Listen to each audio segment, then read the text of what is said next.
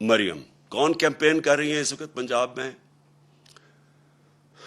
مریم، یہ مریم وہ ہیں جنہوں نے سارے ٹی وی کے اوپر جا کے کہا 2014 میں، ان کی چلتی ہے وہ، کہ میری لنڈن تو پاکستان، لنڈن چھوڑے پاکستان میں بھی کوئی پراپرٹی نہیں۔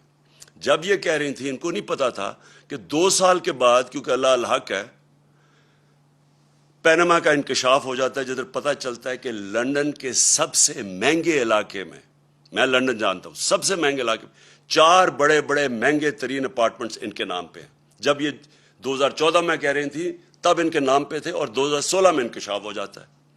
پھر عدالت میں جا کے ان کو سزا ہونی چاہیے تھی کہ اوتھ کے اوپر یہ کہتے ہیں، ایک کانٹریکٹ دیتے ہیں جس میں جس فونٹ، جسے کلیبری فونٹ کہتے ہیں، وہ نکلتی ہے فونٹ جس میں کانٹریکٹ لکھا جاتا ہے، وہ 2007 میں آتی ہے اور 2006 میں کانٹریکٹ سائن کر جاتا ہے، یعنی جعلی کانٹریکٹ۔ سیدھا جیل تھا اس کے لیے۔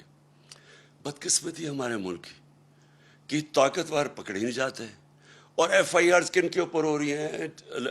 سوشل میڈیا ایکٹیوسٹ، وہ صحافی جو کہ سچ لکھ رہے ہیں۔ ہمارا اللہ کا حکم ہے امر بالمعروف، اچھائی کے ساتھ کھڑے ہو۔ یہاں یہ سارا نظام ہمیں کہہ رہا ہے برائی کے ساتھ کھڑے ہو، اچھائی کے ساتھ کھڑے ہو گے تو ایف آئی آر کٹ جائیں گی۔ سارے ملک کا نظریہ بھی تباہ کر رہے ہیں، رول آف لا بھی تباہ کر رہے ہیں، ادارے بھی تباہ کر رہے ہیں۔ نیب بھی آج گئی، نیب کا انہوں نے اب خود ہی نیب کے جج اپوائنٹ کریں گے، اپنے کیسز اپنے جج، یعنی ملزم اب قاضی بن جائے گا۔ ایف آئی اے تباہ، نیب تباہ، پارلیمنٹ یہ جو ہے، اگر نیشنل اسمبلی میں راجہ ریاض اگر اپوزیشن لیڈر ہیں تو سمجھ جائیں وہ کیا رہ گئی نیشنل اسمبلی کی اہمیت۔ ادھر پنجاب میں عجیب ہی مذاق ہو رہا ہے، وہ ایک غیر آئینی طور پہ وہ وزیر اعلیٰ بنا ہوا ہے، وہ بھی تباہ۔ الیکشن کمیشن کے اوپر کسی کو اعتماد نہیں ہے، چیزیں نکلتی آ رہی ہیں کہ کس طرح، صرف ان کا ایک مقصد ہے کسی طرح اس سیٹ اپ کو اوپر رکھنے کے لیے۔ تو اس لیے میں اپنی آج ساری قوم کو کہتا ہوں کہ ہمیں اب کھڑا ہونا پڑے گا۔ ہمیں یہ ساری جو فیشسٹ ٹیکٹکس، خوف کے ذریعے ہمیں ڈرا دھمکا کے یہ تسلیم کروا رہے ہیں، ہم نے سب نے اس کے خلاف کھڑا ہونا ہے۔ اور سب سے پہلے ہم نے یہ جو 20 بائی الیکشنز ہیں پنجاب میں، انشاءاللہ ان کے اندر ہم نے ان کو دھاندلی کے باوجود شکست دے کے، اور انشاءاللہ اس کے بعد ہمارا جو ایک ہی طریقہ پاکستان کو اس مشکل وقت سے نکالنے کا، وہ ہے صاف اور شفاف الیکشنز۔ 5 جولائی ہے، اور ہمیں پتہ ہے کہ اس دن پاکستان میں مارشل لاء لگا تھا، جبکہ ذوالفقار علی بھٹو کی ڈیموکریٹک گورنمنٹ کو ہٹایا گیا تھا۔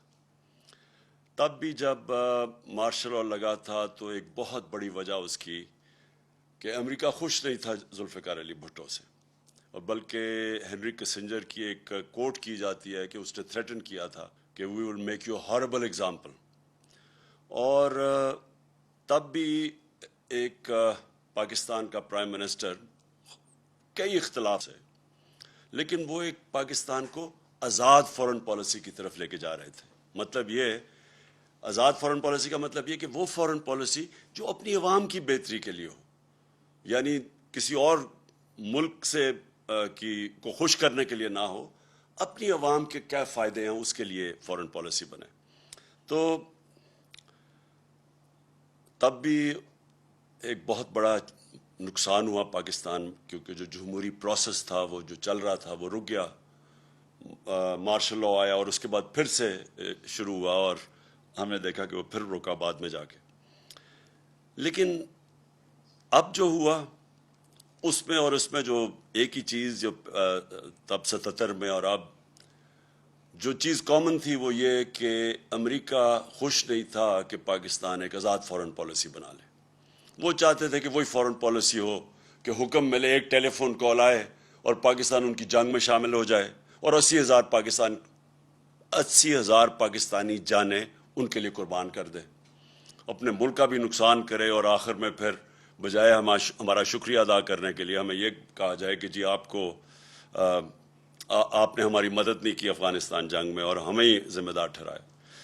تو جو اس کا نقصان ہوا، جو ہمارے ملک میں رجیم چینج ہوا، جو انہوں نے یہاں کے میر جعفر اور میر صادق کے ساتھ مل کے، جو کہ جیسے ہی انہوں نے جو لوگ ہمارے اوپر مسلط کیے، وہ पाकिस्तान के हम सब जानते